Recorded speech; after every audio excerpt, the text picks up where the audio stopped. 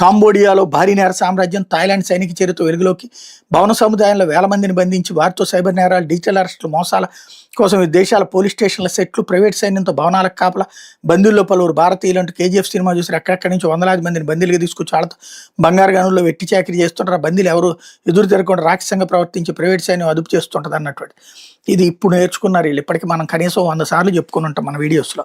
లేకపోతే కళ్ళున్న కబోది యాక్చి అంటూ జగన్ రోతపత్రిక మరో నీచి కథనం, భూకేటాయింపు పునరుద్ధరణపై అక్షరాల వికారం, జీవీఎంసీ ఆమోదం లేదంటూ ఆంధ్రజ్యోతిపై అక్కసు, వాయిదాను తిరస్కరణగా వక్రీకరణ, తీర్మానాన్ని ఆమోదించిన చూడలేని గుడ్డితనం అంటే ఎంతసేపు బురజాలను ఆత్రం ఆరాటమే, అసలు నిజం ఏంటనేది తెలుసుకోదు, నిజాలు తెలిసినా చెప్పదు, యాక్చి అని జనం చేదరించుకున్న సాక్షి నైజం మారదంటూ పాపం వాళ్ళకంటే సర్క్యులేషన్ ఆంధ్రజ్యోతి తక్కువ అనుకుంటా.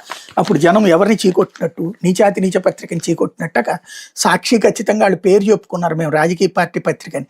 ఇక్కడ రాజకీయ పార్టీ అని చెప్పుకోకుండా రాజకీయ పార్టీకి ఊడిగం చేసేటటువంటి పత్రిక ఎదురోళ్ళకి నీతులు చెప్తుంది. రెండవది స్థలాల కేటాయింపు అన్నటువంటిది ఎప్పుడో ఏదో ముఖ్యమైన 2012లో ముఖ్యమంత్రులు ఇచ్చినటువంటిది, లేకపోతే 86లో ముఖ్యమంత్రులు ఇచ్చినటువంటి భూమికి అంటూ ఇప్పుడు పరిహారాలు పొందడం అన్నటువంటి విచిత్రమైనటువంటి వ్యవహారం వీళ్ళకి మాత్రమే చేతనైంది. అదే వేరే వాళ్ళు అయి ఉంటే కనుక, అదే ఏ సాక్షికి ఒక గజం భూమి ఇస్తే కనుక రచ్చ రచ్చ చేసి వదిలిపెట్టేవాళ్ళు. లేకపోతే శ్రీనిధికి